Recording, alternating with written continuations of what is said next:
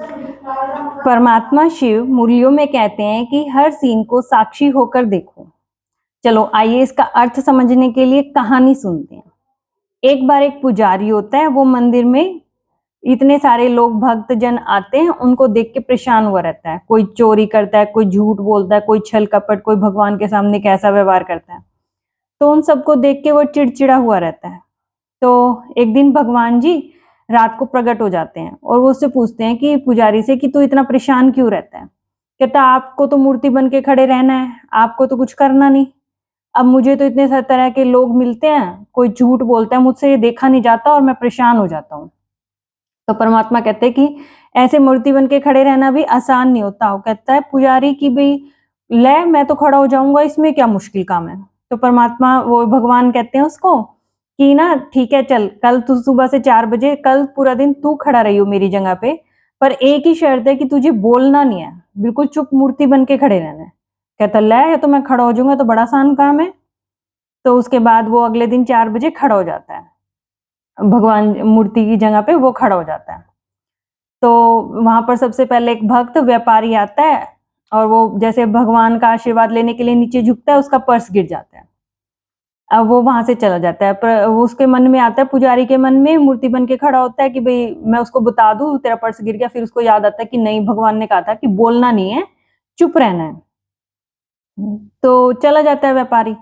उसके बाद एक अगला भक्त आता है, वो उसकी पत्नी हॉस्पिटल में होती है, वो परमात्मा को गुहार लगा रहा होता है कि हे भगवान मुझे मेरी पत्नी हॉस्पिटल में है, मेरी कुछ मदद कर दो, आपका बहुत बहुत धन्यवाद होगा।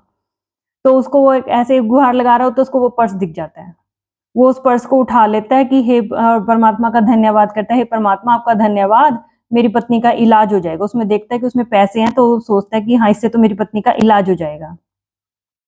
अब पुजारी का मन फिर करता है कि मैं बोल दूं कि भी ऐसे थोड़ा ना, किसी वे तो उसके व्यापारी के पैसे हैं, ऐसे थोड़ा ना आप लेके जा सकते हो। तो फिर कहता है कि नहीं, भगवान ने कहा था कि चुप रहना है, बोलना नहीं है। वो फिर चुप रहता है। वो भक्त जो होता है जिसकी पत्नी बीमार होती है, वो पर्स लेके चला जाता है। उसके बाद वहां पर तीसरा भक्त आता है, वो एक नाविक होता है। वो भगवान का आशीर्वाद लेता है, चिंतन मनन करता है और उठ के जाने लगता है। जाता है, वहीं पे वो व्यापारी पुलिस लेकर आ जाता है कि भाई मेरा पर्स गिर गया, पता नहीं किसने चुरा लिया। तो फिर वो नाविक को निकलते देखते हैं, तो वो सोचता है कि भाई मेरे बाद यही आया है कि यही ले गया होगा, जरूर इसी के पास मिलेगा पर्स। तो वो उसको पकड़वाने लगता है, तो एकदम से पुजारी जी से अब रहा नहीं जाता और पुजारी जी बोल पड़ते हैं। जो मूर्ति बन के खड़े थे वो बोल पड़ते हैं कि भाई इसने नहीं चुराया पर्स, इससे पहले एक और भक्त आया था, उसने चुराया था। अब भगवान जी सब कुछ देख रहे होते हैं, तो भगवान जी कहते हैं ले कर दिया सत्यानाश। मैंने जो कहा था ना कि भाई मेरी लीला अपरंपार है, तो तुम्हें साक्षी बनकर खड़े होना था, तुम्हें बोलना नहीं था, तुम्हें बोला क्यों।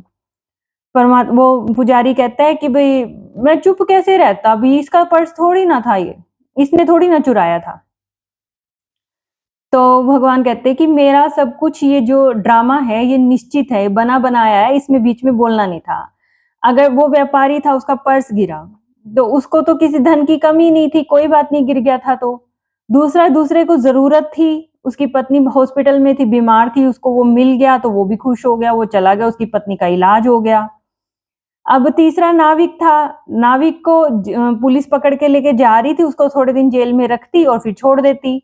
अब समुद्र में तूफान आने वाला है, वो बह बह जाता, इसको बचाने के लिए उसका पुलिस में अरेंजमेंट किया था भी पुलिस उसको ले जाएगी, तो वो समुद्र में जब तूफान आएगा तो वो समुद्र में होएगा ही नहीं। अब तूने बोल के सारा गड़बड़ कर दिया, पुलिस उसको छोड़ गई, उसको पकड़ के ले गई, भक्त को जिसने पत्नी की इलाज, ना तो उसका इलाज हुआ, नाविक भी समुद्र में चला गया। तो व्यापारी को तो पैसे की इतनी जरूरत नहीं थी, उसको पैसे मिल भी गए तो क्या ही फर्क पड़ गया। तो मेरा बना बनाया ड्रामा तुमने सारा बोल के बीच में खराब कर दिया। तो पुजारी जी कहते अच्छा, अब मैंने तो इतना सोचा नहीं था। तो कहते कि तभी तो मैं कह रहा था कि चुप खड़े रहना भी, मूर्ति बन के खड़े रहना आसान नहीं है, उसमें भी हमें बहुत मुश्किल आती है। तो ऐसे परमात्मा कहते हैं कि हर सीन में मेरा बनाया बनाया ये ड्रामा है, हर सीन में चुपचाप खड़े होके देखते रहो, उसमें बीच में बोलो नहीं।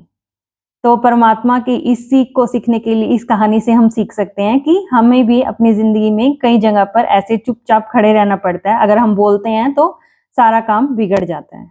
ओम शांति।